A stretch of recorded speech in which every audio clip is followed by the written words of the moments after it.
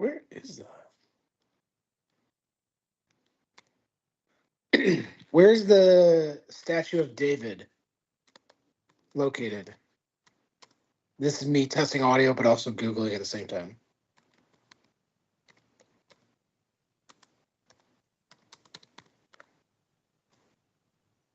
Oh, it's in Florence? Oh, damn. So close, but not going to happen. That amazingly was captured. It was captured from YouTube, but not to me, my computer. So it's working on YouTube, but now I can't hear you regularly. I have to listen to YouTube to hear you speak. Oh my god.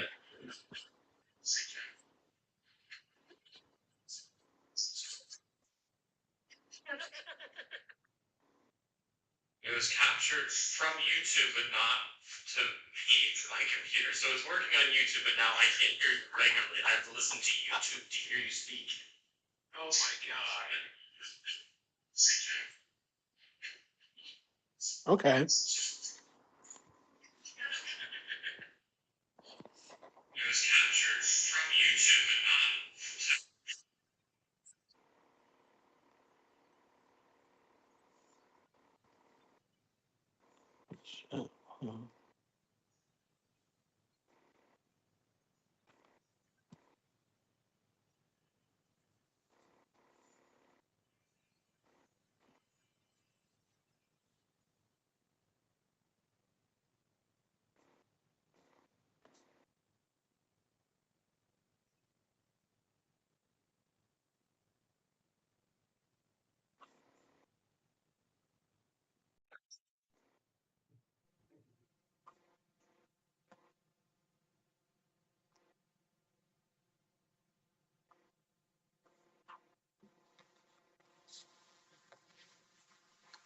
Holy fuck.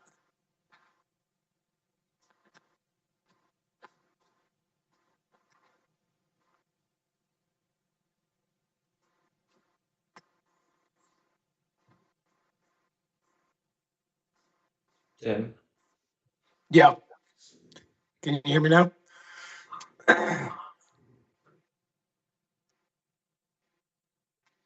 Testing. But now I can hear you in these headphones, but now you're not on YouTube. Hmm. Tim.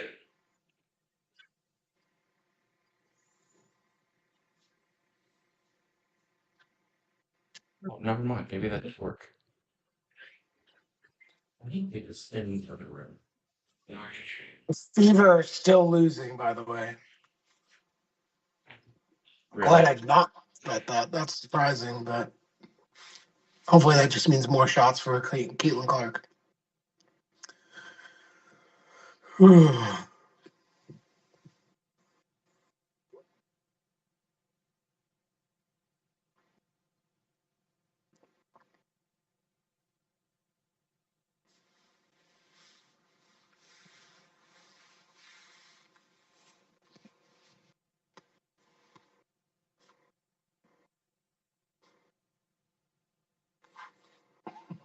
I think we got this.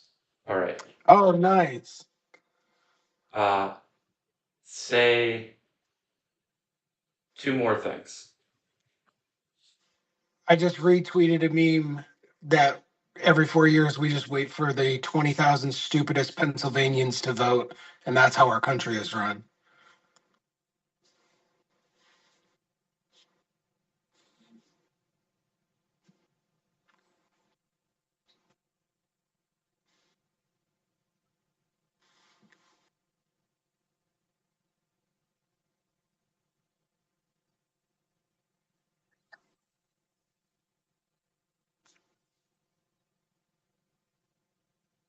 Okay. I think we're all set. We actually Okay. are broadcasting right now. So I'm just gonna Glad keep to it get on going. record. Let me send the link to my YouTube to everyone. How do I do this? Oh, I'll share my screen. Oh, and you can see the kind of the bullshit behind the scenes. And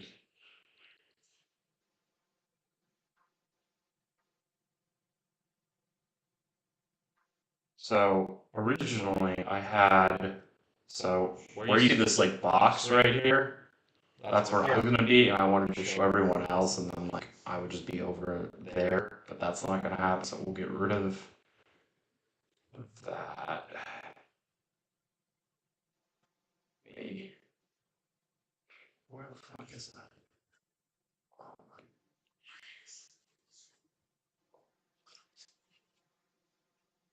Uh,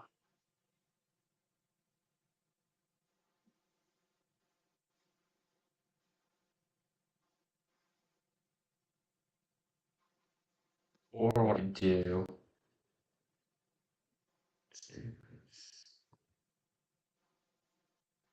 is move us up.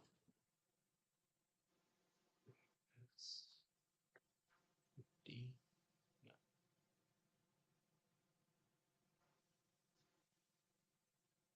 It's fine. That width is like this. It's always the other direction. 1,000. And then we'll move this to 0. And then, yeah, we'll move this to like 50. Oh, Pretty good. Okay.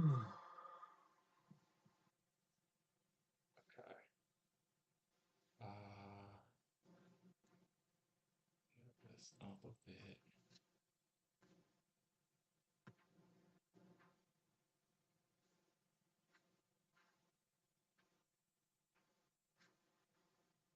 That's fine.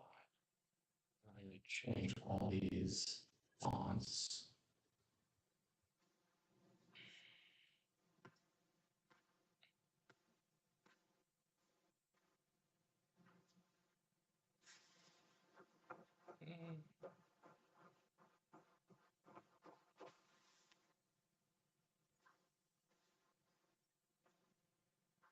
So the screen below it used to be what I was using as a layout for poker when I was streaming last winter.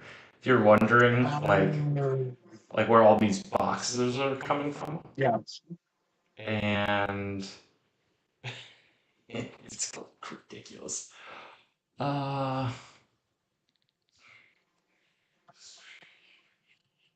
make this like 48. What does that look like?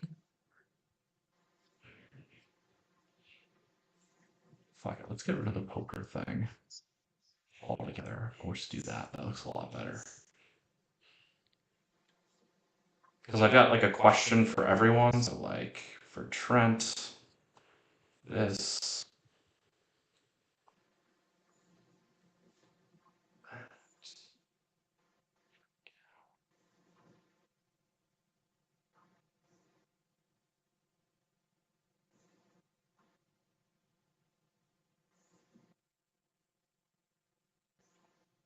Worst I can still hear my fucking phone in the background echoing like 5 seconds later. Oh no.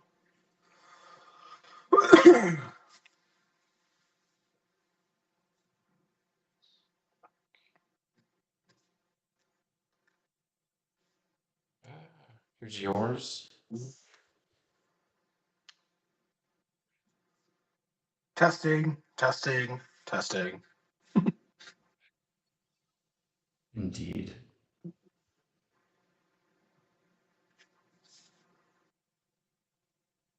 I'm very curious to hear your answer. Oh, I can't even. Oh, you're gonna do. Oh, who managed the best during the season? No. This is your question. Oh. That's the one that I want to know. This this one's all sorts of messed up. Just do this.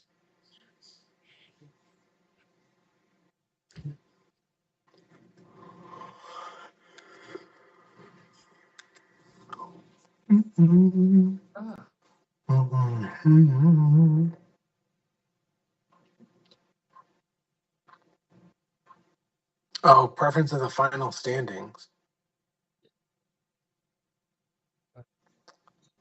Shit. There's no winning in your book.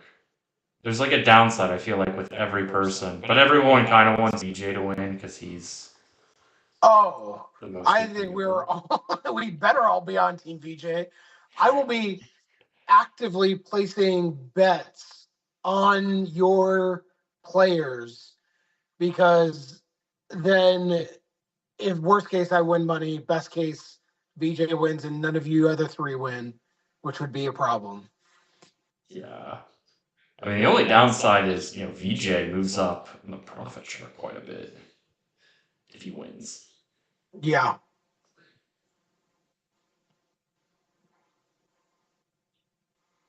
Which, the profit chart is a lot of the haves and the have-nots, which is basically also the league. It's true. It's true. And then that's the last question I've got.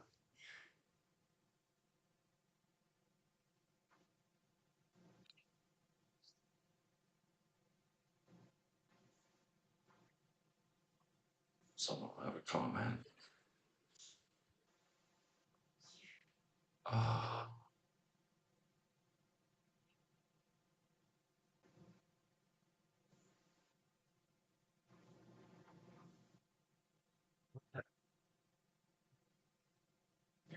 There we go. 16. All right. Need some light so it doesn't look like I'm completely in the dark here. Couple threes would be nice. God damn it. Listen, wait, we're broadcasting live. Never mind. I don't want to say that.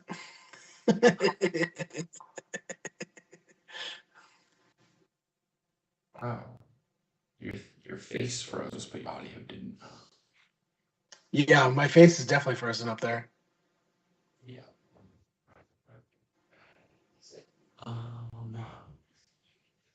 Should I leave and rejoin? See what that looks like? Yeah, that's cool.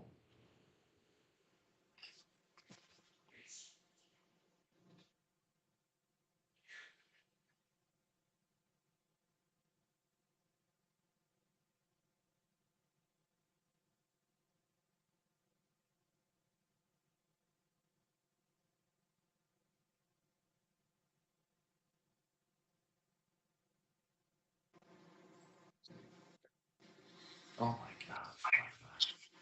Back again. Interesting that nobody else has tried to join. Yeah, I knew one person on. I thought it was gonna be good though. Nobody was is helpful. Nobody's even tried. Nobody's commented.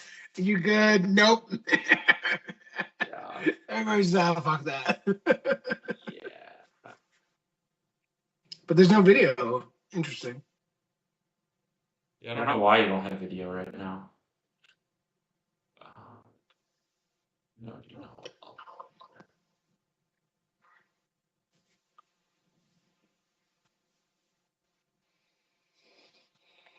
Mm-hmm.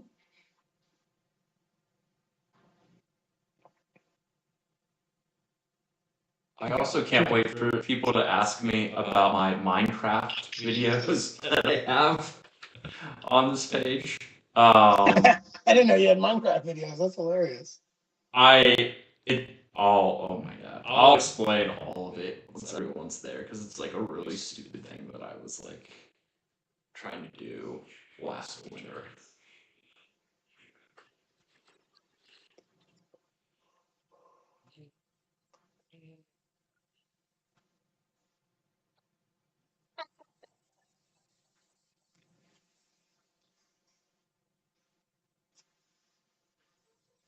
So stupid and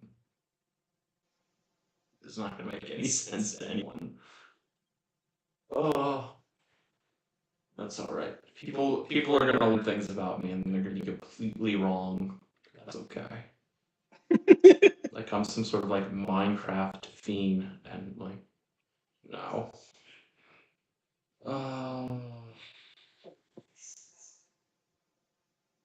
Don't worry. If people have seen Trent's YouTube history, which I have seen, it's some wild stuff. Oh yeah.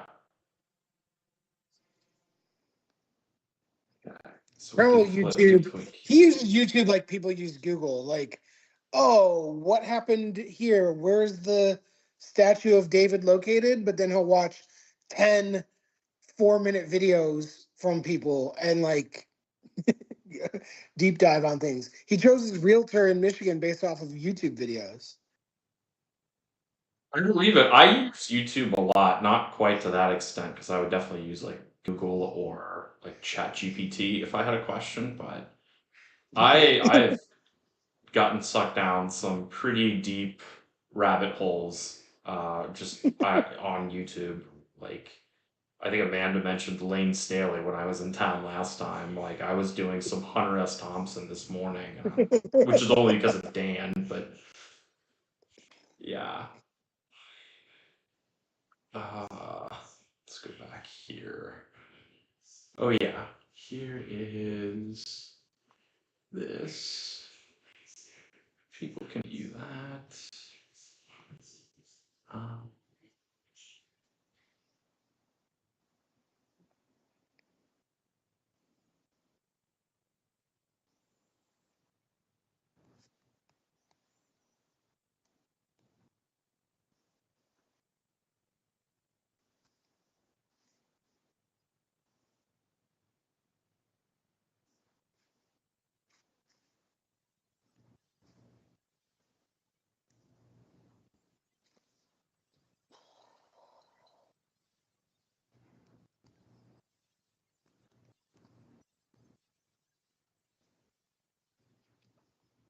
I do feel like Rob is just gonna like randomly like try like just jump in at Oh some yeah. point. Uh, he has. I think he definitely has the most pressure. Uh, He bet, yeah. He had of all that money anyone. going in, did a whole rebuild. I mean, it's just, yeah, the money, he led the entire season. He's going to win the points title. And then if he loses in the first round to me, like, Yeah. it's just like a marginal victory. Uh, I'm just, I cannot wait. Because, like, in some ways in my mind, like, I didn't expect at the beginning of the season to be in this position. So I'm just kind of like, all right, I made the playoffs. Like it's almost like a free roll in some ways. Um, but yeah, I feel like it's probably the same way with Andrew a bit. Like his team should not be in the playoffs, in my opinion, but it's got great records, so here it is. Yep. Yeah. He had a good record. Yeah, I did. It's the way it goes. How it works. Uh,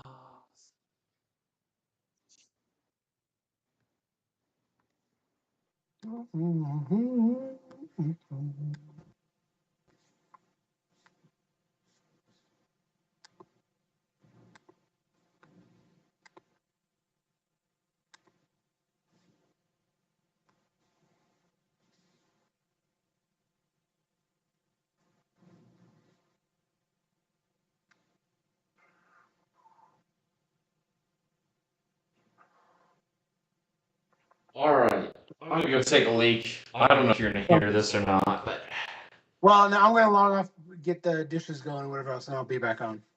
perfect. Thank you for hopping on. I really appreciate it. No problem.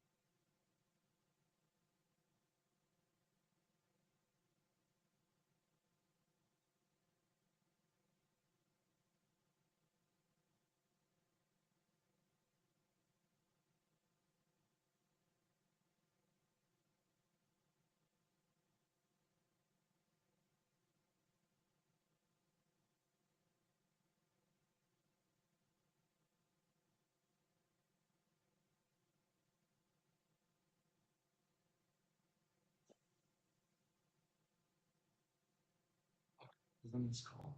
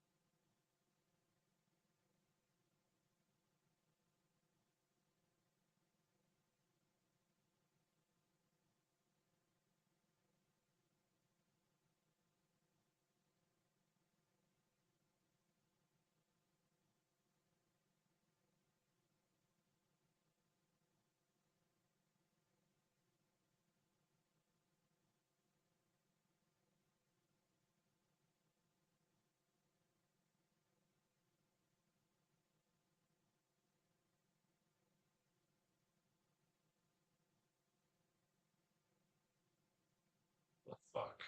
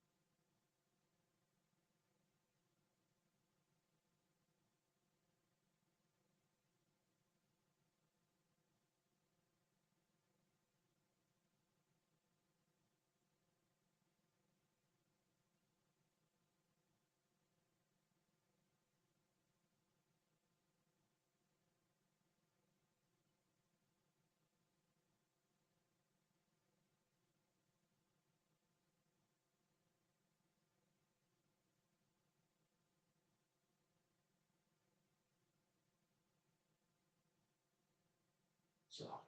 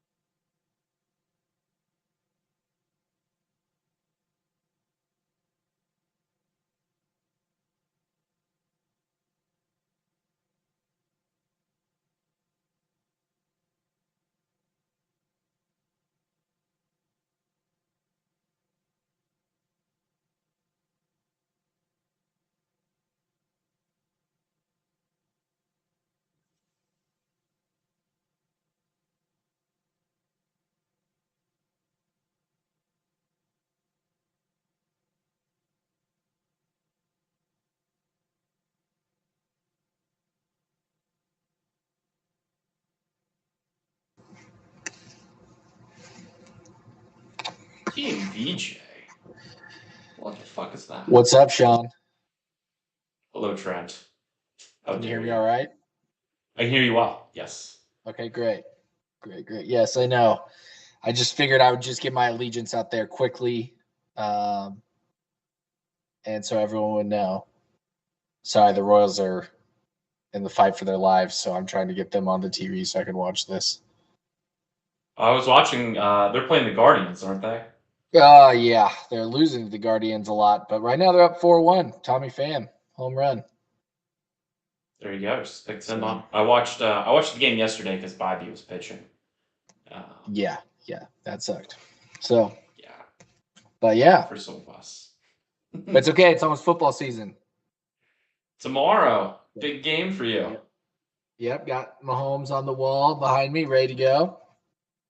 Nice. So, Nice. are we not doing camera? Can you not see me? No, Oh. I don't know. why I but can't totally see. fine. If not, I just figured the live stream might be a little boring.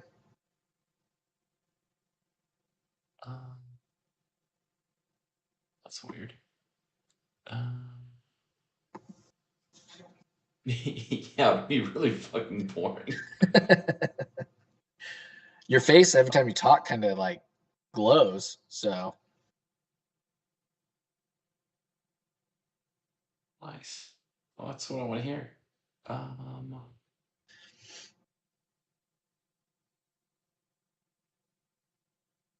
Yeah, we got a bunch of people on this call or expecting to jump on, so Skype is a little more cooperative.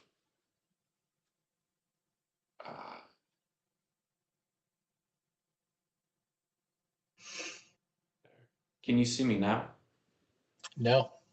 I Okay, cannot. because I cannot see you either, which is interesting. Oh, well, there you go. Grid view. Tim is only a nope. I see Tim. There we go. Team VJ. Can you see? You can see me, right? Yeah, I can see you, Trent. Yeah, I can't see Sean. That's it. I can see Sean. This is very weird. I mean, Leave and try again. It's okay. He has a smug look on his face. You can just imagine that the entire time. But what is I do. what is up with that? That doesn't even together. But you man. can see me though. So Yes. it kind of goes in and out for me. So I don't know if that has something to do with the bandwidth, but I don't have my camera turned off. I now see Sean. yeah, did you switch the view mode? Yeah, I was clicking through the view modes, and now I see Sean. So we're all good.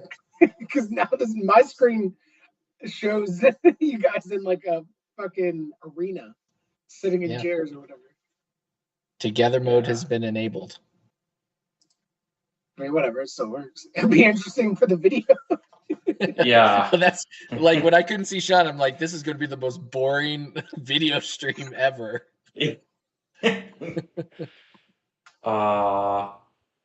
Interesting. Okay. Let's do this. Why can I not? Yeah, my screen's The fever doing some win. weird stuff. Oh, now I can see myself again. Good. Tim, did the fever win? Yeah, they pulled it out. Did you get your over? I did like a progressive bet where I just bet her like up over a bunch of points. And I missed the ending.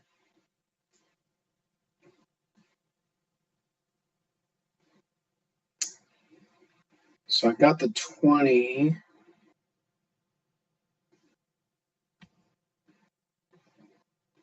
In two sentences or less, what did you get into this summer? Yep. Damn it.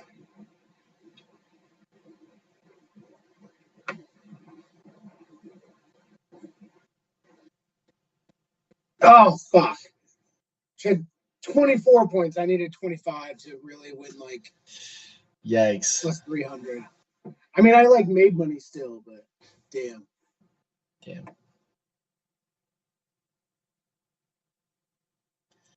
Fantasy football. Oh, there we go. Man, Skype has really upped its game finally. Just kind of shocking. I honestly can't believe it still exists, but I know, especially with them investing so much in Microsoft Teams.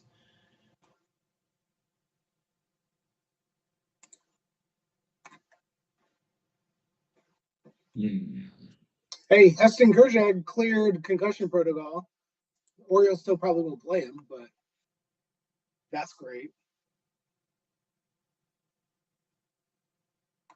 I know you all very much wanted to hear my fantasy team's prospects for next year that I'm following diligently. I do. I want to hear all of it. Spencer, whatever, on the Astros got blown up tonight, which was awful. So, Eric that's gonna Getty be or whatever. yeah, I can never pronounce his last name, but yes. Yeah, it's a tough one. I don't think I said it right either. So Minus 10 and a half points. He hasn't even lost yet. Yeah. I mean, he was rolling. So, damn.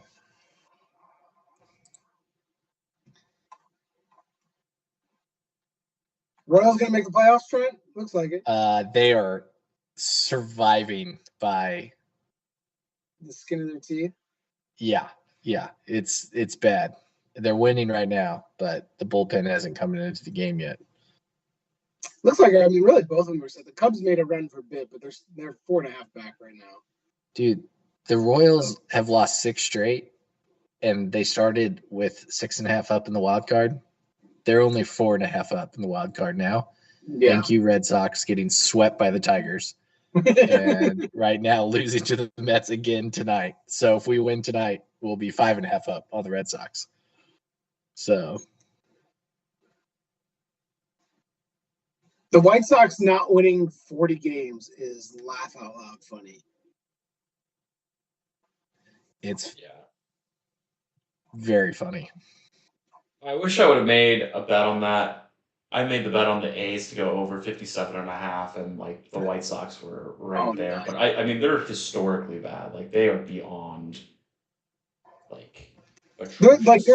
there's a good argument they're actually like the worst professional sports team like season. Yeah. Like even I mean the Lions went 0-16, but like that team had close games. Like Yeah. they were probably relatively speaking closer to the second worst team in their sport than the White Sox are to the Rockies or whomever.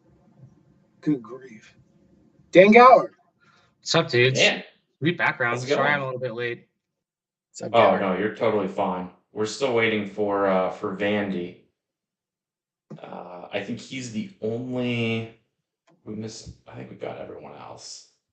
Dan, I'm just curious. What can you see right now? Because I feel like we all have different views of what the main screen is on Skype. Like I can see only myself, and everyone else is just a circle. Oh, I see. Like stadium conference tables, like you would have in a lecture hall at IU sometimes. Like we're at one of those, but it's all woodsy. Like the tables are made out of like granite almost. yeah. Tim and I are at the front one. The other two guys are at the back, and then they're like evergreens behind the back of that. Yeah, we're in Game of Thrones shit. It's great. I think That this is the also first looks time like you've talked half in of person, Trent. Greece that I went and saw, like some old cathedral, and it's just like planks of marble.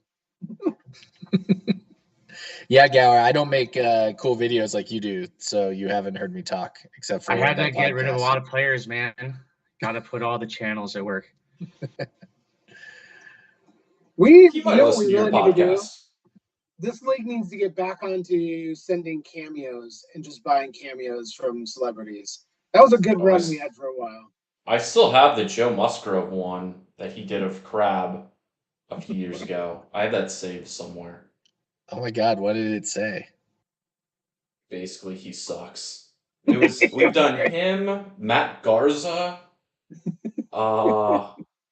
That actually is a really good one. Just like Matt Garza, like walking around his neighborhood. Like, this is what I'm up to now.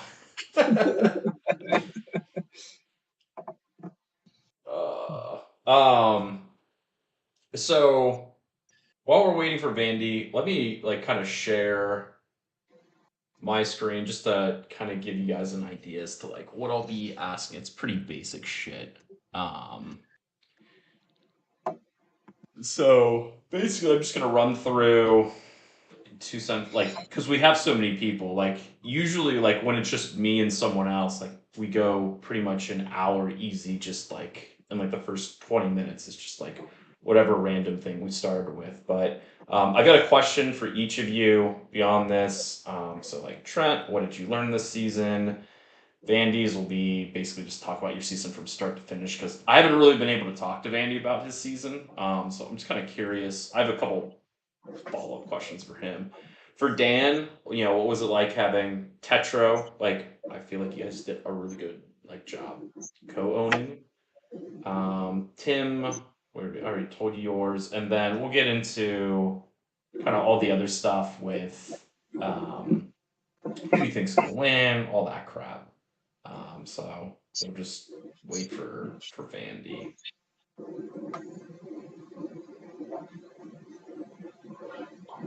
Go back to this amazing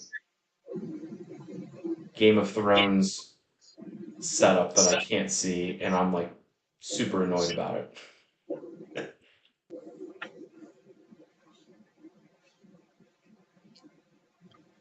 The Canadian government, man, it's blocking video stream.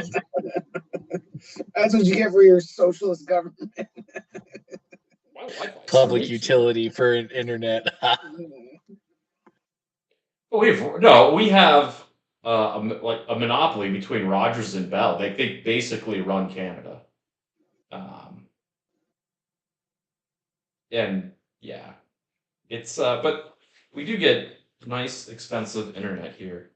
I'm gonna blame this all on Microsoft. Speaking of Canada, this is a little late in the game to be telling you this, Sean, but I'm going to be kind of close to you in like this weekend. I'm going to Buffalo for the opener, which according to Google, is a little over 2 hours from you. Yeah, it's not too bad. It's on, it's basically like the equivalent of driving to Toronto from where I'm at. And oddly enough, I've never been to Toronto, or I've been to Buffalo, excuse me. So you'll have You to trying let to me meet know up how for it some is. buffalo wings? I don't think I'm gonna make it out there. But are you just in Buffalo for the game, or are you like visiting folks? Just for the game. I'm going up with a buddy of mine from St. Louis who also became a Bills fan when the Rams abandoned us. Yeah. And this year for my birthday, Jess got me like tickets to a Buffalo Bills game. So it was kind of cool because I opened the card and I said like, "Oh, 2 tickets to a Bills game. We're going to Buffalo together." And she's like, "I didn't say us. I said you and one other person." So I get to go with my buddy. We're gonna maybe try to find some folding tables. Very nice. Gower, will this trigger you here in the background? Yeah, a little bit. Okay, just checking. I heard that Taylor Swift is drawing up plays for the Chiefs now. She's been on more Super Bowl fields than Josh Allen has. So yeah, I know. My nightmare is the Chiefs knocking the Bills out of the playoffs, and then after the game, it turns out like, oh yeah, Taylor Swift drew that one up. Just as long as Jason Kelce comes back to a road game in Buffalo, that was pretty legit. Yeah, that guy parties. You're in Bloomington, right, Trent? Currently, literally not this coming Monday, but the next Monday, I live in Ann Arbor officially. So, wow. Nice. Hey, Jordan and VJ. Yeah, I was going to say you're really serious about that Team VJ thing. Heck yeah. Us Michigan boys got to stick together. We have an election to win. Nice. Why don't we go ahead and get started since Vandy isn't on yet, and we'll just add him because I have a feeling we'll be able to just run through this. Plus, we've already been broadcasting for 2 hours, so this is all on there, but obviously I'll trim it down for the video replay of this. Without further ado, welcome to the Points League. I'm your host, Commissioner Sean Murphy. With me this evening, we have a panel of non-playoff participants in the form of Tim Byrne, Trent McGee, and Dan Gower, and eventually Scott Vanderpool. Gentlemen, welcome back to the program. We'll start with Dan. Welcome back. We haven't had you on the pod in probably 2 or 3 years, so it's great to hear your voice. Thanks for having me. It's good to see you, and it's always nice to be on the prestigious Points League podcast. Very prestigious Points League podcast, making its debut on YouTube, which is fantastic because I cannot get any video on my screen for whatever reason. So basically, this is just straight up audio right now, which is hilarious given that we wanted to have some video on this. We'll move on to our next participant, Trent. Were you the last person that I did a pod with? Is that right? No, you were. I think you were at a bar with Tim. I think was the last one that you did. Oh, is that right? Yeah. So, but second, at least your last good one. Yeah. And it's not very often I'm introduced on panels. I'm on a lot of prestigious panels, and usually I'm introduced as an expert. And this one, it's like, here are the losers to comment on the playoff people. So hosted by a playoff person who has half my roster. So, yeah. A lot of truth in those statements. And finally, we have Tim Byrne, habitually a non-playoff observer, but that might be changing soon. Yeah, no, really, this is the 2025 playoff preview pod, actually. Statistically speaking, probably the most likely group to make it. Sean, very skilled. Tim and Trent with a lot of money. Dan, because we like him. So this is actually really just a future draft or a future podcast. We have time traveled back to 2024 to talk about Vijay Drummond-Raju and his incredible run to his first title. That seems to be the consensus anyway. I can't wait to do that pod with Vijay should he win. But we'll go ahead and get started. But before we jump into the baseball, and that'll be obviously a lot of the conversation. What did you guys do this summer? Like, my summer was pretty boring. I pretty much stayed here in London, Ontario. I went to the gym. I played poker, and I slept and went to work. That was pretty much it. Hopefully, Tim, you did something a little bit more exciting. No, mine was definitely more exciting. I went to Europe for about 2 weeks. Greece. I was in Athens. Hit a little bit of the countryside. That was actually technically for work, which was great because they paid for it. Basically did a little summer abroad course with some students. And then I went to Rome for a few days on my own sightseeing tour. Ate a lot of pasta. Literally ate carbonara every day because, yeah, why not?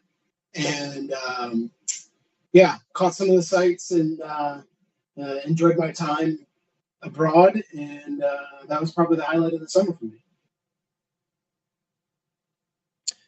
Well, and I'll go next. I'll pop in here since, I think our host forgot that he was on video for all of us. So when he disappeared for a little bit here because of Tim's boring answer, I, did nothing. I'm extremely broke right now. I burned $150 on this points league thing that I had no shot of winning this year with this terrible roster I inherited.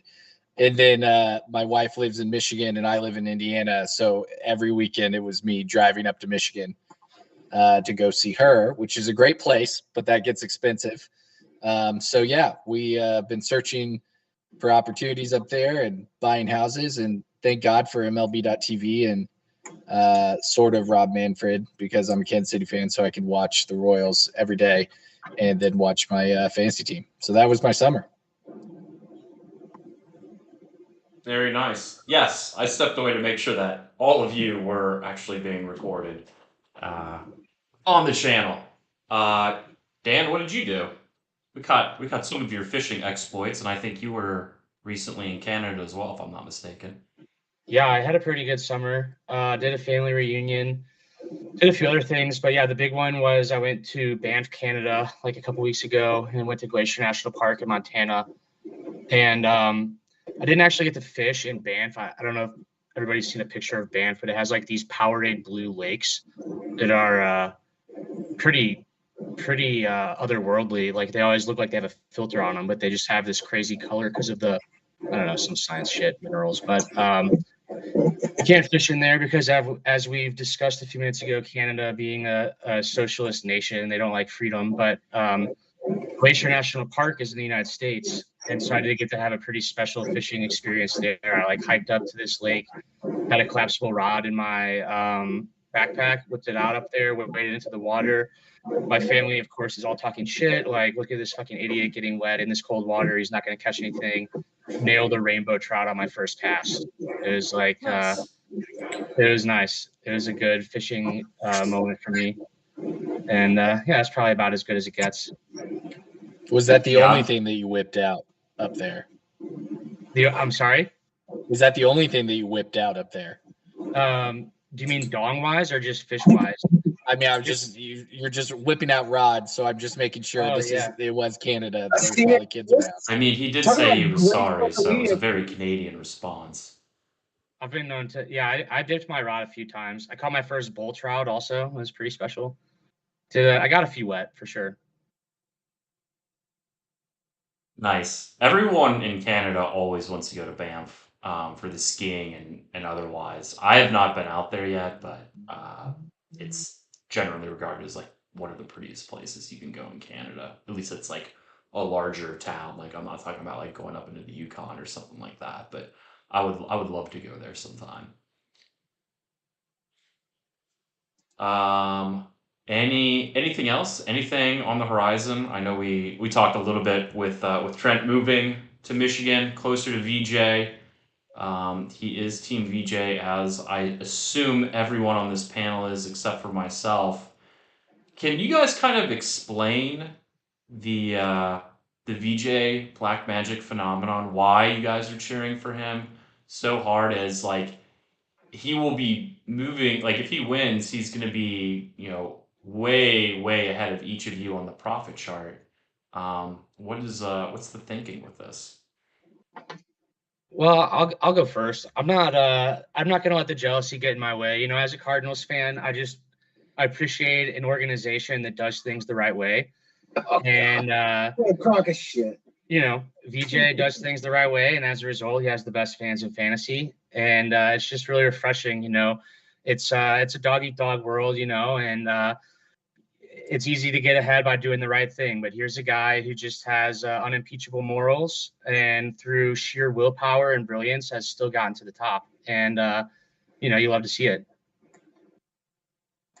So what sort of things has VJ done? The sort of right things that Dan was talking about. What sort of things did he do to get to this point?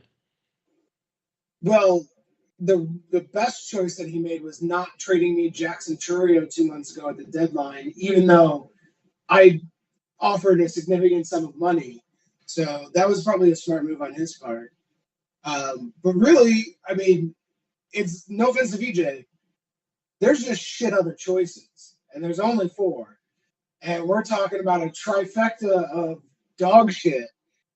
Sean, Krabby, Habby, yikes city. So, I would root for ties, I guess, but that's impossible, basically. So, VJ it is.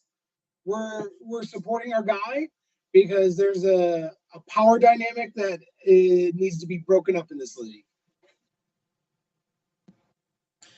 Yeah, I'll jump in here. I might say, well, I'll root for VJ because he's not someone who has irrational confidence in himself and calls it the year of VJ. I could say I'd root for VJ because, the other people in the league think doesn't think he's like a snake and like just wins and always seems to win and is like really good, so everyone stays away from him. And I might say that I would root for VJ because he doesn't abuse like, I don't know, like commissioner power or take advantage of a new person in the league. I might say all those things, but really the real reason is that I root for winners, and VJ's a fucking winner. And so I'm ready for just to see me backing the right horse, because obviously that's what I do. And to see that go across the finish line is what the reason why I'm rooting for VJ. Do you feel you were taken advantage of by the commissioner this year? I didn't say that. I was talking about VJ. I was saying I'm not rooting for VJ because of that thing. I was just talking about VJ. Whatever you are taking as an implication, that's a little bit on you there, Sean. Not Tim, have you taken advantage of Trent this season? No. The west side location of Upland Brewery and Dragonfly IPAs took advantage of Trent. I just happen to be a recipient of him being a little overserved and him being very intrigued by Austin Riley. Like, I can't help it. I'm sorry. Do I have the second most cash going in the offseason and went 500? And yeah, probably. So I've never said I was taking advantage of anyone. You all are all just taking implications here. I'm not Witten. I'm not scared of trading. Adam has done a masterful job this week not pitching pitchers against me that accrue negative points. And that's only because he leaves all of his pitchers on the bench. So we appreciate his service. Would love to get Adam back onto the pod sometime, as well as into the league after April 5th. Because his season definitely ended a few hours after the auction this year. Let's see. So, Trent, we talked a little bit about you being potentially taken advantage of. What else did you learn this season? Obviously, it's a big learning curve. You know, you're learning all the different owners. I'm sure it was just all very, very new. But what was kind of the biggest thing that you learned that you'll take away into the off season? I still can't confidently align who's in the league and what team they are.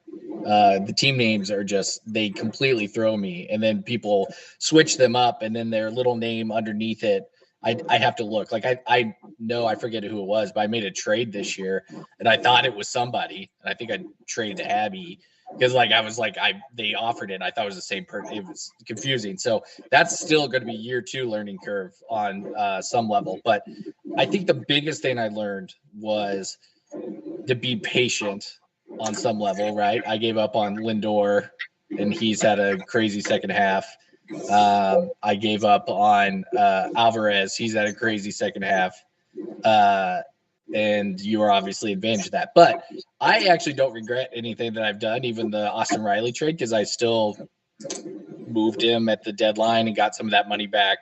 Obviously sold off some pieces and then got some core pieces that are pretty cheap going into next season. So for me in my first year, I kind of went for it, quote unquote, to try to see what I could do. And it didn't work. And I still got to sell off pieces, and it turned out all right. So that was probably the biggest thing is patience. And I'm still realizing that my biggest weakness going forward is being married to mediocre pitchers, as Gower tried to get Mitchell Parker from me, and I would not give him up for some reason. And so that's probably the thing I got to learn. Just cut bait and run and figure out who's elite. But Hunter Brown, like, he is elite now, and Tim and I both let him walk. So that's a hard lesson to learn. Yeah, I mean, you can definitely make a lot of mistakes in this league and get away with it. It's mostly just continuing to pound and pound away.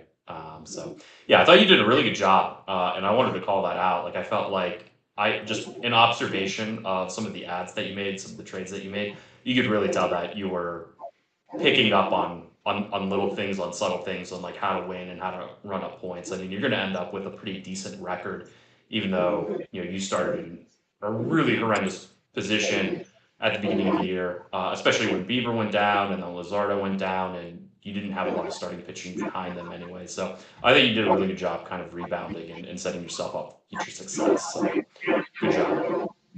Thanks, Sean. Tim? What's the question? Oh, sorry. You're the only one not on mute, so I thought you had something to say. We'll move Tim, on what to did you Dan learn next. in your 13th season of the Points League? No, I got nothing. Yeah, I've just been unmuted, which is fun. Yeah. I What were the did- other I- interesting things How that Dalton happened Vander this? did rebound after a while and got his game underneath him. Dan, I've been wanting to ask you this for a while. What has it been like having Tetro as your hobo? Because like I've been in fantasy leagues for like 20, 25 years now, and I've never seen anyone successfully co-manage a team, truthfully. But I felt like you and Tetra did a really good job kind of balancing each other and making moves. And like, I know when he makes a move and I know when you make a move, but it seemed like it went really smoothly between the two of you. It was great, man. I love having Tetro. I think that probably one of my biggest weaknesses as a fantasy baseball manager, and just maybe as a person in general, is lack of consistency. And I feel like having another person like definitely helps. I think kind of like what you indicated to Trent is like, it's better to make moves and make mistakes than to just not do anything. And that was definitely something that having Tetro helped with, because when I just like checked out for a week or whatever, I would get a text from him like, hey, I'm looking at this thing. And then like that kind of gives me a jumping off point where I start thinking about fantasy baseball, and then I get sucked into it and like, just spend a little time thinking about it, which I don't always do. We balanced really well just because there are also weeks where like he would be working crazy hours or something, and he would just text me at the beginning of the week and be like, hey, I'm not going to be making ads this week. Like, you need to take that. And as far as like decision making, I would say it's easy too, just because I can't think of a time when I've ever butted heads with Tetro. He's just like a super easy dude to get along with, and so there's never any like back office drama, that can trickle down to the locker room and upset the boys. Everything's great. And on a personal level, like the best thing about fantasy baseball, I think, is that it keeps me in touch with you guys. Like, I'm not as into baseball, I think, as some guys in the league, but I love the social aspect of it. And reconnecting with Tetro is just a real treat. He and I were close at IU when we were both there, and I didn't do the best job at keeping in touch with him afterwards, but he's just like a super solid friend and a great guy to know. So it's been great. I look forward to co-managing with him again next year, and hopefully moving up the profit chart. Yeah. Do you think? What do you think the odds are that he would be able to make the New Orleans trip this upcoming auction? I would have to talk to him about that. I'm actually curious who all would be thinking they're going to make that. Like, for example, the rest of you guys on the pod, I'd love to hear your thoughts about that. I might get a chance to ask Tetro in person if the stars align. I'm going to go to a Savannah Bananas game in 2 weekends in Savannah, and then maybe go. I don't know. I'll be pretty close to Tetro down in that part of the world. So if I end up getting down there, he and I might try to link up and have an in-person fantasy baseball strategy session. And I would certainly encourage him to join us in New Orleans. Yeah, that would be great. It would be great to see him. I didn't get to spend nearly as much time as you did at IU, but I enjoyed the year that I got to meet him. Super chill dude. I was thrilled to reconnect. Even just with a little bit of banter that he's provided in the GroupMe thread. So it's good to have him in the league. So super excited about that. Let's see. We'll skip Sean, over. Sean, can I make oh, one comment here? Yeah. Yeah, classic comment here where, Gower says he's not really that into baseball like other guys in the league, which is a typical St. Louis Cardinals fan, where he's going to say like, oh, we have the best fans in the league, but, here we are. I'm not really that into baseball, but, I'm going to show up and tell everybody how much the crowds at Busch Stadium is all the time. So just typical St. Louis Cardinal fandom that I just wanted to call out, and his very heartfelt thing that he was saying, but I was just making sure the listeners could hear that. Well, the Cardinals do have the best fans in baseball, Trent, and it's because we're not tied into the stats and all of the minutia that a lot of cold fantasy baseball statisticians, we don't care about the sabermetrics. This is a locker room driven club and a support driven club, and that's what really makes the heart of the MLB is right here in the center of the country in St. Louis, and that's why, just because the fans are approaching it. We just want everybody to have a good time, standing ovation for Skeens in his debut here. That's just, it's a people first organization, T-Dog. Propaganda. Well, my next question is for Tim, and I don't know if you've ever thought about it in this capacity, Tim, but it was pretty obvious that you punted the season and you wanted to do that from the very get-go. But you basically made it so that you're paying $300 to at least finish third or finish second next season. Are you prepared for it to make that championship round again? You've done it one other time in the league's history. Do you have enough to get back there next season? I think I do. It's going to be hard. This was interesting. This is the first time that I've really bottomed out. I've always kind of gone for it and finished fifth, and then, come into the draft with below average cash or whatever else and try and finagle my way to the top. But with the early injuries before the draft, it just didn't make a lot of sense for me. I really don't think a lot of my flyers hit, which is the problem. Maybe there's some things that change, and I'm glad that I've got McClanahan and some other guys to come off the IL for next year, but Wyatt Langford did not put it together really much this year. He's still relatively cheap. It would be hard to abandon ship on him a little bit, but Alec Bohm was nice. Jordan Westburg was pretty good. He's been hurt for a while now. We'll see what Junior Caminero does. He finally hit a home run the other day, last week. Alec Burleson was a nice grab, and we'll see. He's not rocking anybody's world really, but he's good enough. So there's gonna have to be some moves. I will be pestering people with cash offers. I will be making it rain on so many of you all this offseason, including VJ and Jackson Churio, but I don't think he's going to trade Jackson Churio.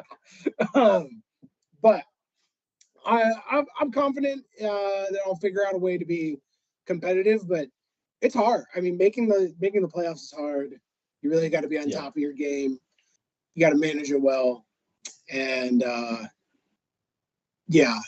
real sucker of it all is that I have to pay for fucking Rob Krabs' playoff run this year. And I think he'll suck next year, but I'm gonna have to pay for it again next year. So I've been placing a lot of significant NFL future bets to outweigh that cost. I've got $30 on a parlay of the Detroit Lions to have the best record in the NFL and the New England Patriots to have the worst record in the NFL to win me a cool 1,400. So I'm going to be pulling for that. And that's going to get me through to the Points League season 2025. What is it going to take to pry Bobby Witt Jr. from your hands? $350. Okay. Well, you know the price now, Trent. I floated it. I floated it to him right before the deadline. I was tired. It was in July. It was a weak moment. Bobby could not stop hitting, and I was watching him sit on the worst team in our fantasy league. Well, besides Witten, worst team of a person that actually responds to text in our fantasy league, and it was painful. I almost threw $300 at him for that. I do feel Yeah, go guilty. ahead. You've had in your trying- your hand raised for a moment. Yeah, sorry, I have a question for Tim Byrne, and you kind of answered it already. I'm curious, we mentioned this unfortunate event of you losing money to Bob Crab a couple times, multiple unfortunate events, I guess.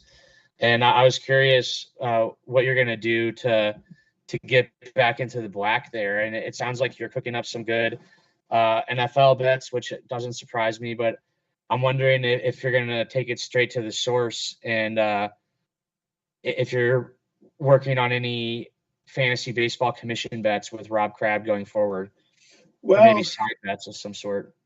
that's an excellent question, Dan. While I will not be doing pickleback shots in New Orleans, there Right, is well. still a significant possibility of me being without sound judgment due to alcohol. So there's definitely a possibility that another bet gets made. I do at least feel bad. Last year in Phoenix, when I made the Justin Fields / Bears bet, that was egregious. Hand up, that was bad on me. I did not do the calculus there correctly.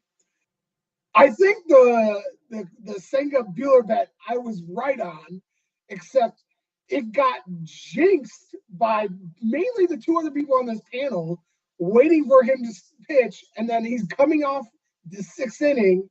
Excellent game. Already has half of the points of Bueller in the entire fucking season, and then tears his calf muscle exiting the game. So that was a pretty brutal day for me. It's kind Well, of that was one thing I've been hilarious. going through all year. Yeah, that was a horrible beat. I mean, I agree with you. I think you got that bet absolutely right. And unfortunately, you made the bet against the kind of guy who will catch a low probability escape on the river and then still talk shit to you about it like he had you the whole time. But, I think, That's Rob Crab. I hear you on the no picklebacks, maybe some hand grenades or whatever. Instead, it is New Orleans. And I think you just got to get back on the horse, drink big, bet big. Go get him, Tim. I believe in you. Thank you. Yes. So my next question, and this one might also pertain to Rob, but who managed the best this season? And you can go a couple different ways with this question. You can say someone that didn't make the playoffs because you can manage better than everyone else as a non-playoff competing team, or if you want to go, with the more obvious with the playoff team. But I'm just kind of interested to get your take, because I do feel like, before you guys chime in, I do feel like Rob did a really good job streaming this season. I had a lot of reservations about the way that he structured his team going into the season by keeping Bueller, who, very clearly coming off of a second Tommy John, was not going to be the Walker Bueller of old. And that certainly has come to fruition. But all that being said, he has had a really, really solid season.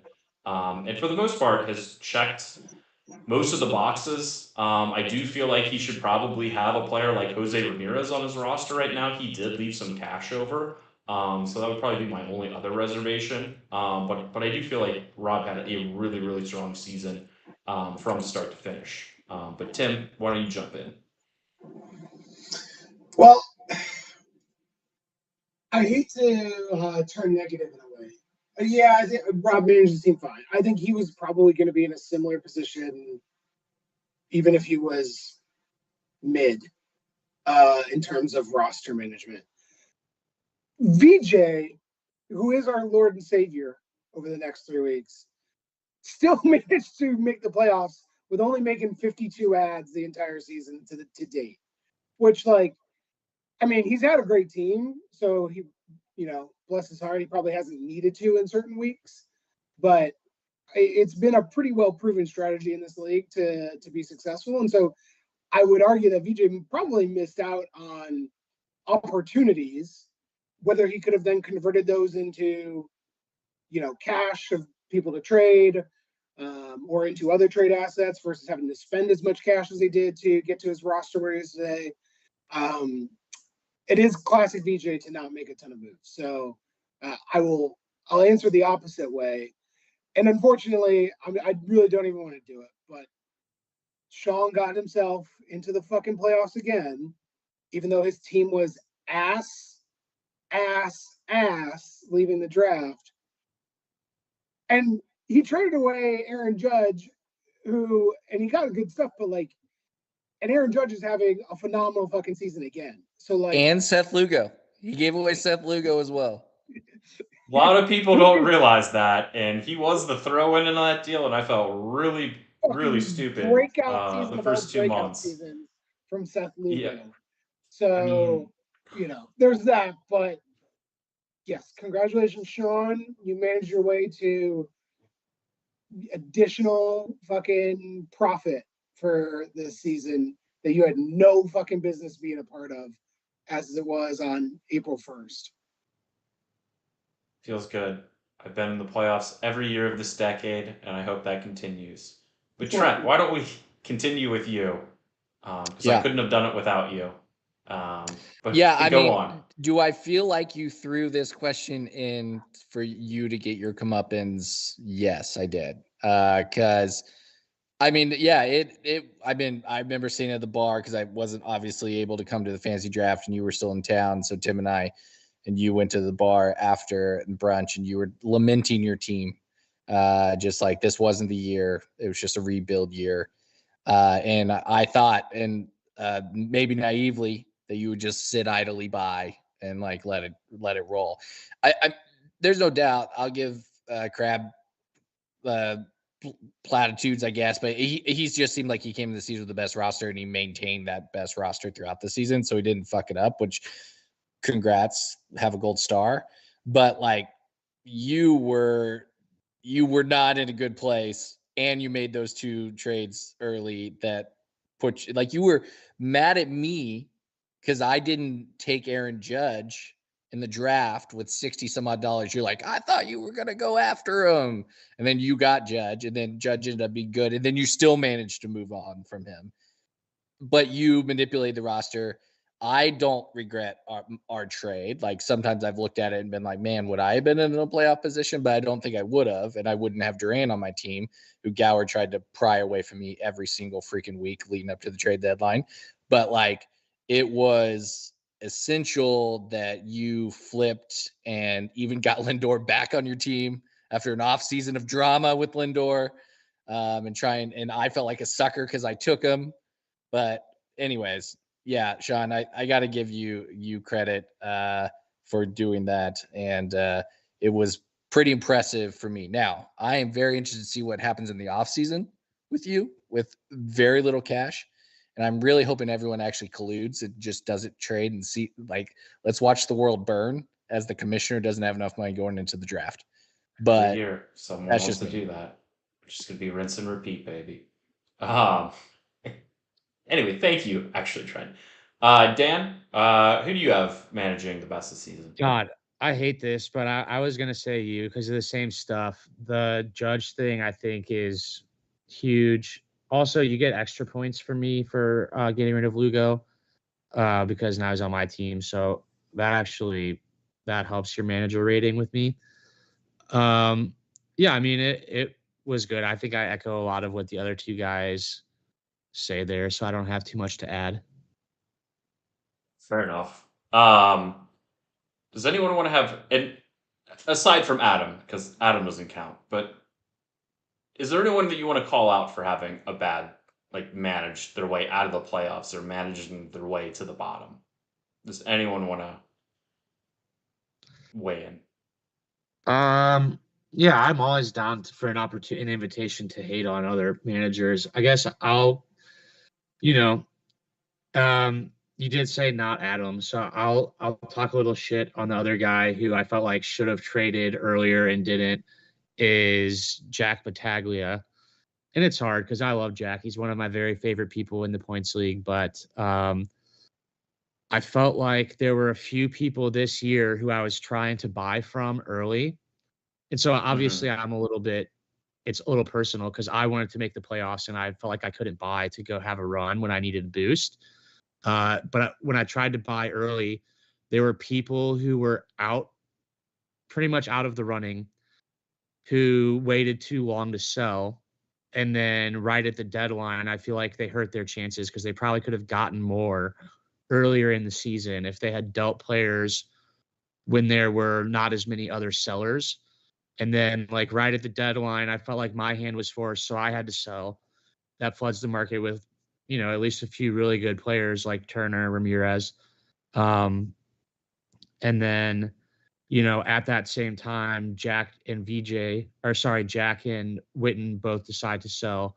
So it created a little bit of a buyer's market, I thought. And they kind of cost themselves some money by not being decisive earlier. Again, some of that is personal bitching too, and I acknowledge that. No, I'll echo that, Gower. Like those two in particular, because I thought it'd be hilarious if I had a lot of money and went and got one of those top pitchers and didn't even get a reply. And I was ready to offer like $200 for some of them because it'd been funny. Yeah, no, I think it's a really good call out, Dan. Actually, one of the reasons that I approached Trent earlier in the season was because I could kind of see where that was going to play out, and that Trent was probably going to be the only one that would sell early on because everyone was so close together. And like, even though Jack had a fantastic team, I thought, coming out of the auction, but just really struggled with injuries and then poor performance out of Corbin Carroll. But I also, like, because this was like kind of his year in some ways, it felt like I figured he would probably be pretty reluctant to sell. And it's hard, right? It's hard when you go in with such an expectation and then like you get to Memorial Day, it's like, oh shit, should I sell? Like, we're just getting into June. Like it feels like the season just started. So I can kind of see why Jack did that, or may have felt that way, to see if he could get back into it. But I do feel like that's a pretty fair criticism. I got one that maybe is out of left field, and you all can disagree with me. But I think it's Tom. I think Tom's got one of the best rosters that didn't make the playoffs, and I don't think he made enough moves near the trade deadline to go for it. But I mean, he's technically, I don't know how your I guess it's based off points as your tiebreaker. But like he's one game back from you, Sean, 200 points behind. So he wasn't going to catch you this week, even if he beats me. But like, I felt like I was trying to talk to him about trades or whatever, and he was always kind of resistant to like go all in on it. I think he talked about that in the chat. And as somebody who's sitting out of the playoffs and 2 or 3 games back, wishing I was in the playoffs, I'm like, man, I felt like he was in a good position and just didn't go for it. I think that's kind of fair too. I think Tom's a really smart guy, and I sometimes wonder if it's because he's got like a finance guy and he doesn't want to invest in like depreciating assets or whatever. But like, I feel like he's always super reluctant to buy Sunday streamers and stuff like that, or like to do things, which like I totally get the aversion to that. But now like it's kind of table stakes in the league. I feel like everyone buys Sunday streamers, and like I get Tom's point of view where he's like, I don't want to like light $10, $15 on fire to get a few extra points this weekend. But if that helps you get 1 or 2 more wins, like that could change his whole season, Like you play to win the game, Gower. You play to win the game. Yeah. And like I totally get like where he's coming from, where he's like, I have a good team, I should just be able to win with what I have, and like I'll keep my powder dry until I'm buying at the deadline or whatever. But I mean, everybody buys streamers now. It's just like I think that there are a few parts of the league that are like they've gotten like where things that seem very unreasonable have been adopted by enough people that you just kind of have to participate in it. And I think like buying Sunday streamers, like paying, 5 times as much for a top 10 guy as you do for a top 20 guy, or like top, whatever that break off is. Like there are just some things in the league that are very hard to stomach, but I don't, it seems like the teams that win always do those things, and you just kind of have to. I've been wanting to ask about Sunday streamers for a while because I also find it super annoying, like having to like haggle with people on Sunday mornings, which is it also is part of the fun, I suppose. But like I do feel like teams like particularly like an Adam are really are the ones who really struggle with it. Like, and there's some like, just for whatever reason, Sunday like morning is like a really busy day, like especially if you're like going to church with your family, or you like have kids, or you've got like some sporting event for your children. And I just kind of wonder. I've been wanting to get some feedback on that. Not that I think we can really do a whole heck of a lot about it, but like, are there any like parameters to make it easier to to get that done? Because like we'll see trades. They'll go right up until like the 1 p.m. games Eastern, and then of course we'll see like sometimes we'll see trades like going into Sunday night. And I just can't really gauge whether or not people really enjoy that part of the league, or if they hate it. And I guess some of it probably just depends on whether or not if you won or lost. But what are you guys' thoughts on that? I love it personally. I love the Sunday streamer trade. I think the only thing that I would say, like, the only caveat in that, Sean, is that I would want to be sensitive to like whether or not it's putting a burden on you. Because I know you said you sat around a lot this summer, but like, at some point you might decide to go do things. And I feel like it probably is a big burden on the commissioner's office to have like a bunch of dudes being like, hey, like, Joe Schmo is he just got called up and he starts in 5 minutes and I'm trying to sell him for $2. Can you push that for me? It was kind of an unusual summer because usually I do spend at least a week in Europe, and instead I'm doing that at the end of this month, and which is great. But I am pretty online. I'm probably like one of the most attached people you'll meet to their phone.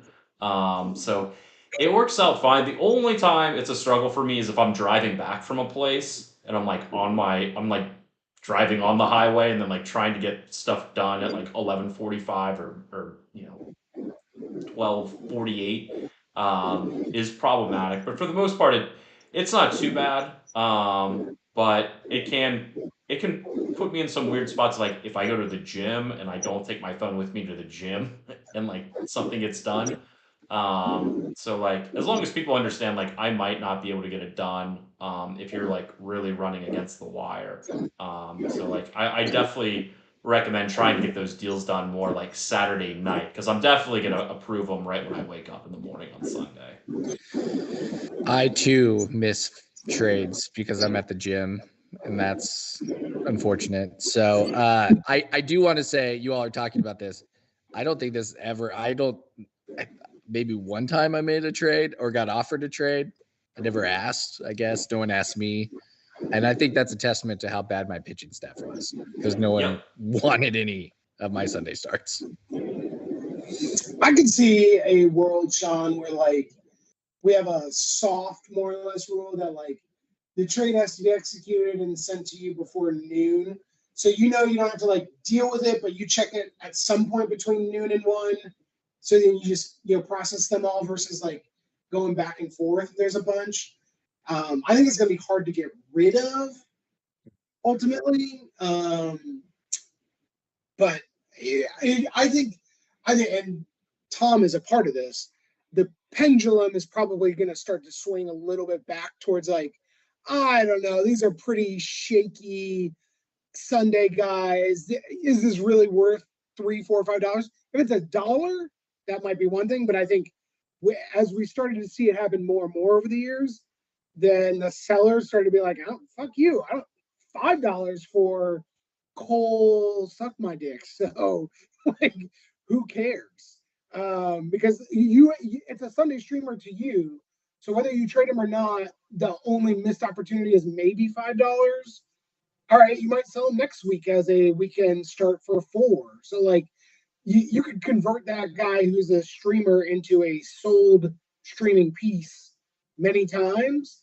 So it's an interesting like leverage scenario where like I think the price has gotten high on a lot of them, and I was doing a lot of that early on, admittedly, but I was in the seller camp, and there was 10 other teams potentially buying. So I don't know that it'll change a ton, but I could be certainly open to like a sort of a soft deadline of like noon Eastern that like at least gives the commissioner's office more time to process them or something. Yeah, we'll see how it goes. It hasn't been too bad, and I do feel like there were fewer trades accepted like that this season, which is good. But yeah, it can create just a weird situation, especially if like the person making the trade is going against me, because then it's like, am I fucking them over? Like that's the part that really gives me Yeah. pause. Is because like I don't want to get into that situation, but like I'm also I also have a life. Like I'm not always gonna be attached to my phone, but pretty close. Lastly, so we're into the playoffs. Myself, Habby, VJ, Crab. I think all of you would prefer for Rob to finish last and VJ to finish first. If that's wrong, let me know. Who would you rather have higher up between myself and Habby? Because I feel like those are the only two that are probably getting flipped. I would rather have Habby finish above you, Sean. The only person my ranking is VJ, Habby, Sean, Krabby. We cannot let Rob Crab win a second title. That's I think a unanimous. Everybody agrees. And I think there's a pretty large gap then between you and Habby. Sure, I don't want Habby to win. He's won before. Like I don't need any more of that. But at least like it'll be a quiet off season. He's not gonna drag his nuts everywhere. So it's a pretty sizable tiered gap, 1 through 4 for me. Back to back for Andrew. I'm just kind of wondering if VJ needs to throw this week's game and let you, Sean, take the third slot so he can have an easier first round game against Crab. Because I think that for VJ or for Crab Seed, why I don't have a lot of faith in it is because he's got a lot of guys that have very large leads in their division. And we might start seeing some off days for some star players, since his roster's got some pretty good players on there. So I think that's a huge thing.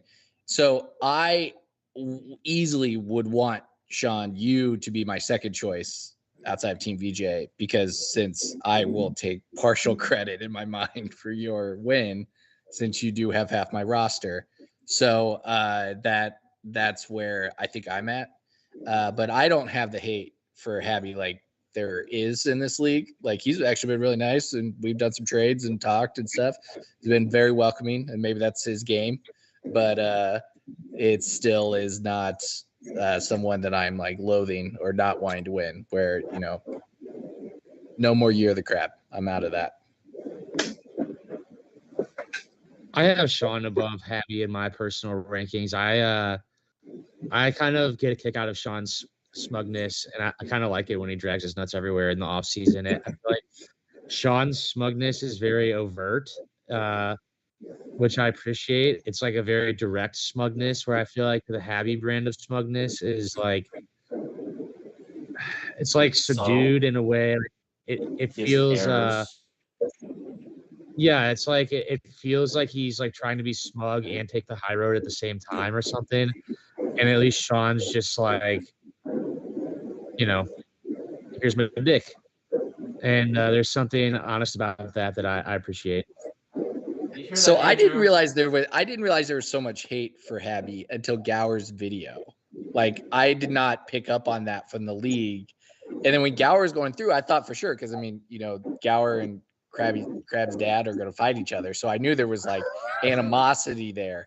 So like when he threw out I forget what it was. I was like, oh shit, like people like don't like this guy. He's been really nice to me during the sex, not like in a personal way, but like as a fantasy manager. But so I was very shocked by that revelation. Yeah, mid-season. I should probably explain that a little bit. that was there. Happy and I have some points league trade history that has been unfavorable to me, but the most recent thing that made me say that is because I don't remember what was going on. There was some sort of negotiation where I feel like Habby is he's like a stereotypical businessman where like I don't know if you ever heard that one of like, oh, like you're like marrying your kid off to Bill Gates' daughter. And you go to Bill Gates and you're like, hey, your daughter should marry my son. And they're like, Bill Gates is like, no. And you're like, well, my son's like the president of Chase Bank.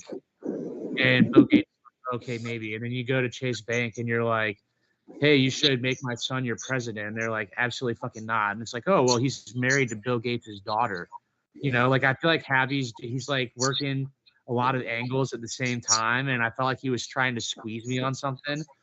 And so I said, absolutely fucking not. And I drew a line in the sand. Bakanon is not to be trifled with. But then in a moment of absolute weakness, after I made that video, I did propose a trade to Habby during the trade deadline frenzy. I tried to do it. Man of honor. Man of honor right there. Sticks to his guns. A proud moment. I definitely didn't expect this. I really thought that everyone would pretty much be unanimous in preferring Andrew, because Andrew has not historically gotten a lot of hate in this league at all. He's, I would say, of those who have been in the tier 1, the preferred champion of that group most years anyway. So it's good to hear that he's getting some hate finally. Fuck you, HR Pickens. But no, Andrew's good guy. I'm looking forward to celebrating his 40th here in a few weeks in Munich. But yeah, in terms of baseball, fuck that guy. And then okay, so we need to have like kind of an extended conversation about Rob and the implication of him winning. And I think Tim, you kind of hit on it earlier, but I really can't think of anyone that hates Rob more than Dan. So I don't know which of the two of you should go first, because like Tim, you owe him money, but like historically, like Gower's had some pretty cutting things to say about Rob. Whichever one of you wants to swing away. What does this world look like if he wins the title? And if he's watching stream, Tim, while you talk, I'm going to just do this real quick to remind him it's not quite Year of the Crab, because the Super Bowl here. So go ahead, Tim. Yeah, nobody cares about the Kansas City Chiefs. This is not. The Crab does. Well, yeah, because Krabby's a fucking front runner, so he's probably already switched from the Niners to the Chiefs as his favorite team. We'll probably get that announcement at some point this offseason. Yeah, listen, I mean, I don't mind Rob as much some of the time, but if he has ground to stand on as a 2-time champion, we're not going to hear the fucking end of it. We're going to be like, it's going to be like inhaling methane gas everywhere we go in that GroupMe thread. All of us will just be working our normal jobs, doing our normal shit, hitting the gym like we all will do, very healthy, on the bench press. And then we're just going to get a GroupMe notification that's Rob Crab out of nowhere, like, Shohei Ohtani had a ham sandwich today. Guys, guess he's going to be MVP again. And that's going to be fucking December 10th. That's the picture that we're going to live under. So we all need to put our collective juices, euphoria, and everything behind VJ, because that's the best world that we want to live in. That's my Rob Crab. We can't be in this world. I don't want to be a part of that world. It's pretty bad. Go ahead, Dan. Here. Yeah, no, you nailed it, Tim. I think it can't be the Year of the Crab.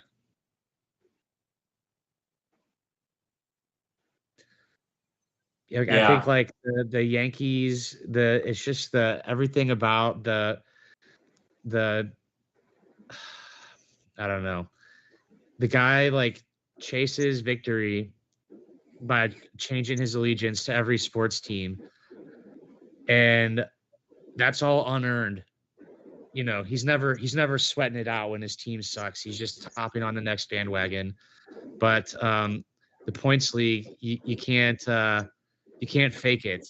And I don't want to see him make it, because then it truly might become too insufferable.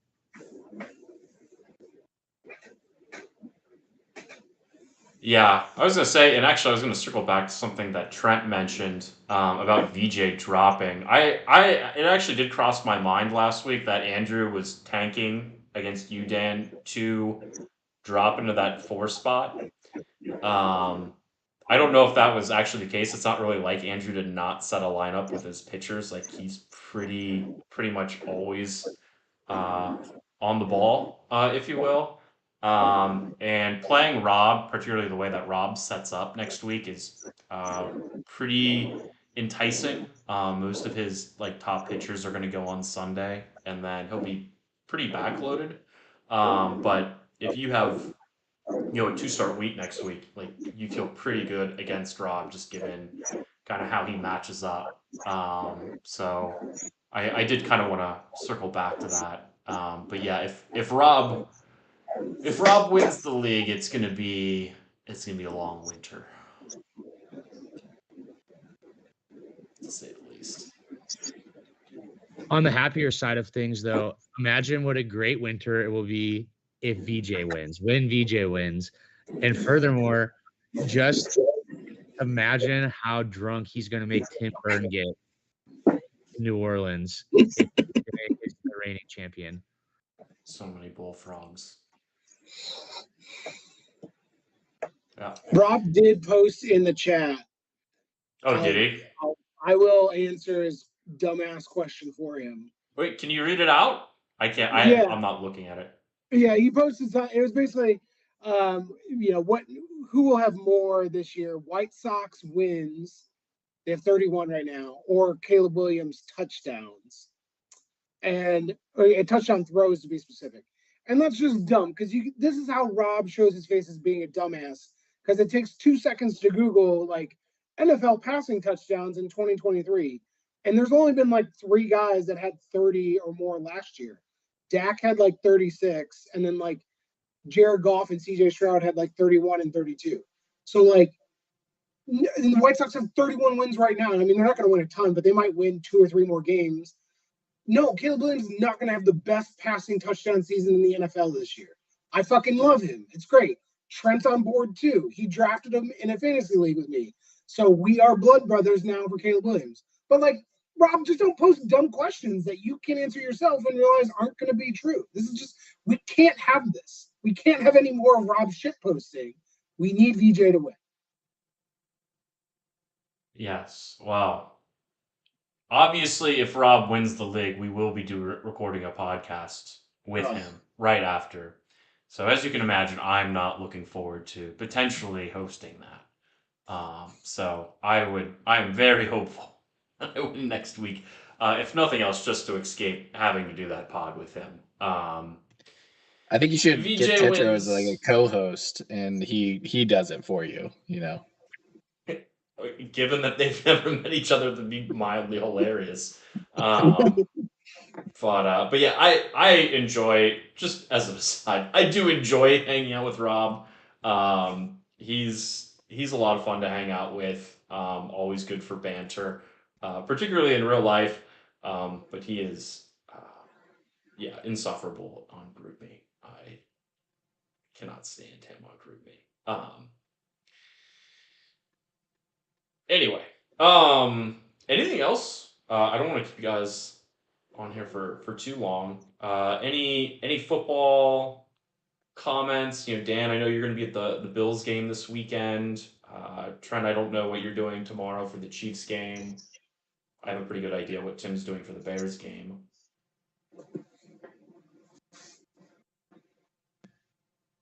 Three-peat. It's going to be a good year. It's going to be a good year. Bears. I only cheered for the Chiefs last year because they were playing the 49ers, and that's Rob's. Oh, I know. I will get hate. It's fine. You understand that you win this many times. We've become the new Patriots. It's all right. I wouldn't do know go how that feels. far. I've won this league a lot. I think the Chiefs fans want to think that people hate the Chiefs because they're good, but it's really just because Chiefs fans are to real life what Rob Crab is to the fantasy baseball group me. Just such honestly, I don't even know if that's true. I have no beef with Kansas City Chiefs fans from Kansas City or the surrounding areas. So T-Dog, I respect your fandom and I'm happy for you, but being in St. Louis and seeing all of the Chiefs fans around here that were Rams fans a few years ago it's just an awful lot, you know? We are the Missouri team, or NFL's Missouri team, something like that. It's getting late, but you can jump on the bandwagon. I mean, you're in the same state. Your tax dollars are going to go to their new stadium. They're going to get so. I will be watching the Bears Right this now. weekend. I may go to Fat Dan's, which I think is what Sean thinks where I'll be. We'll see. I also want to watch 18 I other presume you games. would watch from home. Yeah. We'll see. I'm going to get ahead of this now. I'm projecting the Bears to go 10-7, and they may get off to a 1-3 start. Early tough schedule, and they may even fucking lose to the Titans. They are 4.5-point favorites. That is way too much. They should be maybe 1 or 1.5-point favorites. I don't want to hear it from anybody in this fucking chat if the Bears lose and Caleb Williams looks bad. Middle of the USC season, win the Pac-10 last Tim year? is doing a masterclass. I told him this today on text. A masterclass of emotional hedging. Like he is like building a cocoon around himself that like if the Bears are bad, then I won money and I called it. But if they do good, then he'll be like, the Bears are back, baby. This is the greatest team ever. And I'll get audio text from him. So that's what he's now built for himself here. Don't let him build this facade in front of everybody. Trent, what do you think the odds are that Justin Fields takes the reins for Russell Wilson?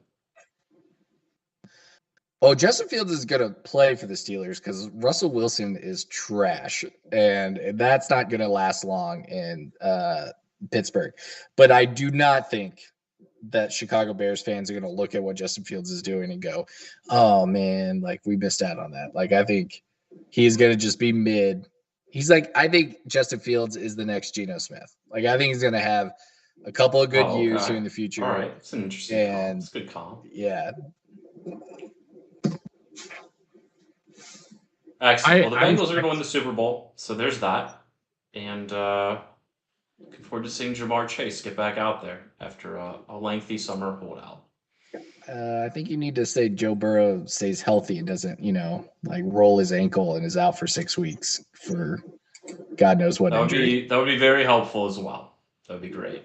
But three-peat's coming to an end. 49ers aren't going to win. The Bears are going to suck. Bengals beat the Bills in the AFC Championship game. That's how the season's going to play out. I like the bravado. I have a ton of respect for Tim's emotional hedging. I tend to do that also, but in this case, I have more Sean-like bravado. I'm going to say that Josh Allen puts the team on his back. The Bills go 10-7, and then have an absolute Cinderella run. Josh Allen is just like playing Madden on easy mode, juking everybody, hurdling guys, throwing absolute nukes to no-name receivers for touchdowns. And the Bills are going to bring a championship to the great city of Buffalo, New York. Well, I thought it was actually kind of fitting that you started with that Josh Allen would have everyone on his back because he doesn't have anyone to throw to, and he's going to have to run to his receivers to actually move the ball down the field. So I thought that was an apt metaphor there that was pretty much going to be their game plan for the terrorist that is Sean McDermott. So.